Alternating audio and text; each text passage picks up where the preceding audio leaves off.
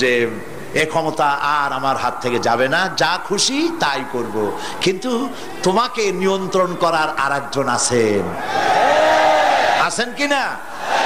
সেজন্য আল্লাহ পাক বলেছেন ওয়ামুদ্দুহুম ফি তুগয়ানিহিম ইয়ামাহুন, আমি যারা সীমা লঙ্ঘন করে আমি ঢিল দেই, একশোটে ধরি না, ঢিল দেই, দেখি কদ্দূর পারো।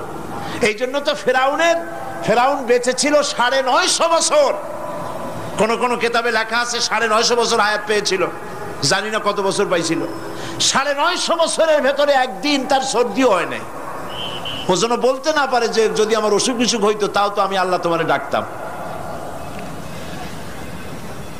মানে মুনাফিক, কাফের, বেঈমান,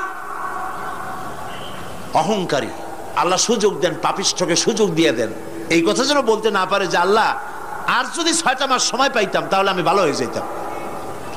এরকমও সুযোগ দেওয়া হয় না। ঠিক আছে, করতে থাকো, দেখি কদ্দূর পারো। তারপরে যখন সীমা লঙ্ঘন করে করে একদম প্রান্তে এসে যায়, তখন দড়ির অপর প্রান্ত কার কাছে? কার কাছে? ঘুড়ি যত উপরেই ওড়ে, ঘুড়ির লাটায় ওই পেছনে একটা সুতা আছে, সেই সুতাটা আরেকজনের হাতে, ঠিক না?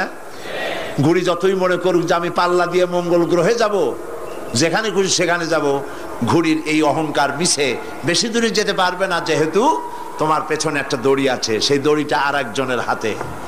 এই দড়িতে যখন টান দেওয়া হবে, কাছে ফিরে আসতে হবে, যেখান থেকে উৎপত্তি সেখানেই ফিরে আসতে হবে।